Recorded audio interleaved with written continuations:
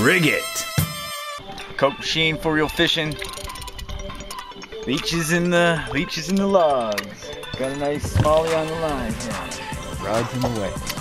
Rods in the way. We'll get around. Yeah, there you go. Bring him over to my office here. Over to the office?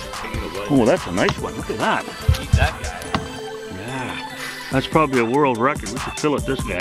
Previous to our trip, the old man had heard of another fisherman who had caught a fish that would potentially beat the smallmouth world record. Rather than officially weighing in the fish and claiming his record, this individual opted to fry it up. Thus, the old man rocked his zing throughout the trip. Nice. 8 pounds. 8 pounds. All right, buddy. Okay, back she goes. Mini bass. A mini bass.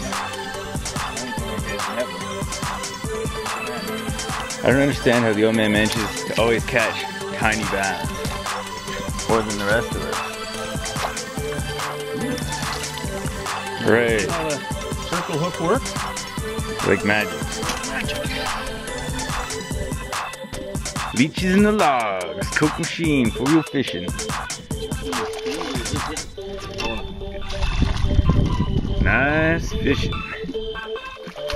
Coke machine for real fishing. Got the leeches in the timber. Another smallie. Alright, I can drink. I can go to bed. That was my he hit like instantly. Yeah. You like those leeches, out of season leeches, buddy. These leeches were scored on August 20th and stored in the Coke machine's fridge for 1 month prior to this adventure. Well, guys, at the store where I bought my leeches said this is the last batch of leeches. Season's done. Although one might like to believe that the Coke machine has his finger on the pulse of leech season, the reality is that before he was informed of this, he was completely unaware that leech season had a beginning or an end. Leech tip number 1. Buy them when the season is hot. Get them while they're juicy, avoid them while they're greasy. Leech tip number 2. If you change out the leech water every week or 2, the leeches will stay alive for a long time. If this is not done, the leeches will eventually develop a robust growth of fur and a musk that has the potential to throw he or she who smells it into a brain-melting coma.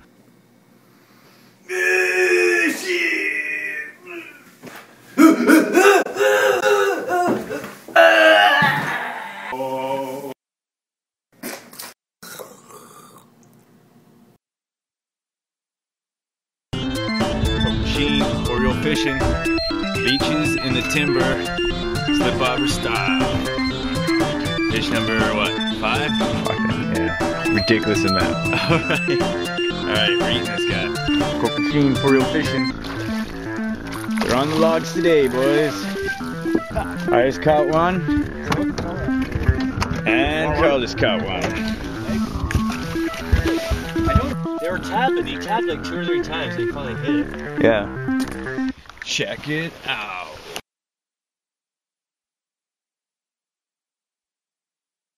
On our way back from a day of taking her with ease, the Coke machine and crew encounter a strange cat swimming across the lake. This is a lynx that is swimming. And he's gonna be very angry with us in a minute because we're cramping his game. Short tail. Yeah, he doesn't like the waves. So they swim, huh? Let us take a moment to discuss the intricacies of the style of fishing that is predominantly used by Johnny K. This method of fishing is best referred to as old man style. This style features the following distinct characteristics. Number 1. Choosing a lure for the mere fact that it is least likely to get snagged, i.e. a floater. Number 2, never changing that lure despite changing fishing circumstances. Number 3, casting the lure in a random direction with no particular attention put into the distance or accuracy of the cast. Number 4, placing the rod haphazardly leaning against the side of the boat, making sure to avoid the use of any specialized equipment designed specifically to aid in this type of situation, i.e. a rod holder.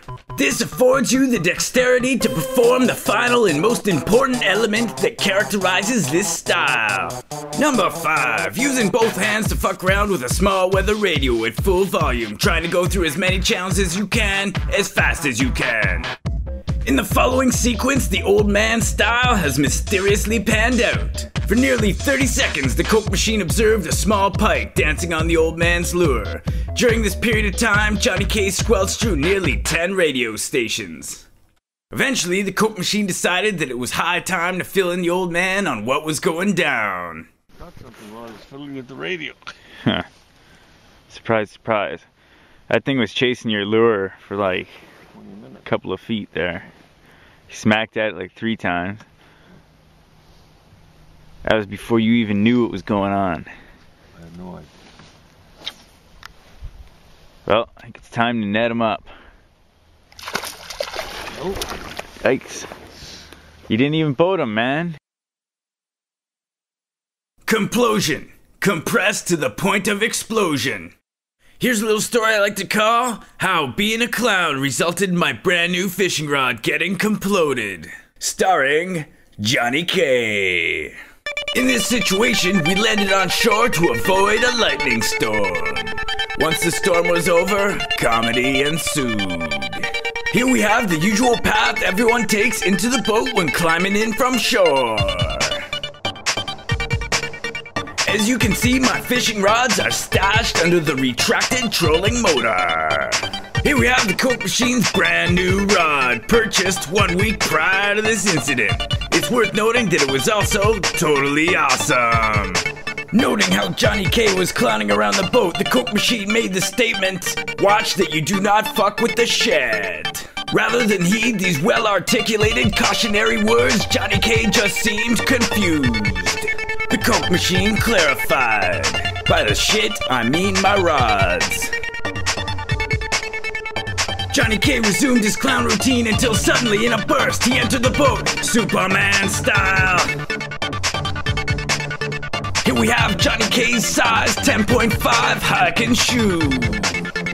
8 6 inch medium power graphite rod with fast action. Here's the trolling motor in retracted position. In a moment reminiscent of a stooge with his suspenders caught in a tree, the old man began to flail wildly to free himself from the unseen obstruction. Complosion ensued.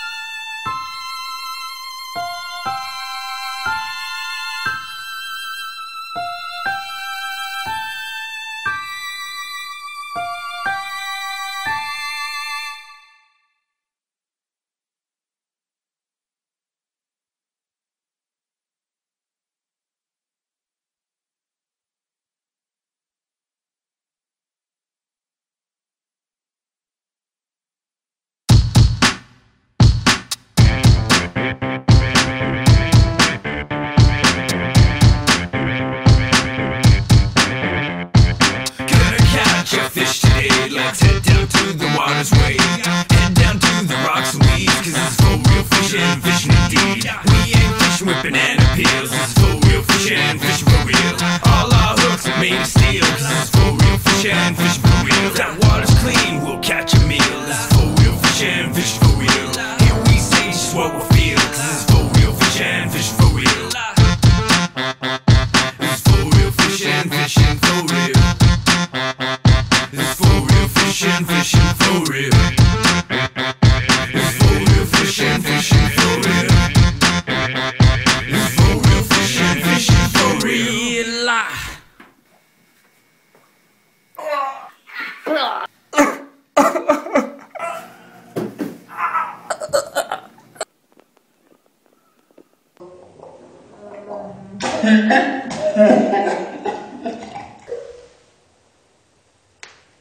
But wait, I bet you're asking yourself what happened to episode 4.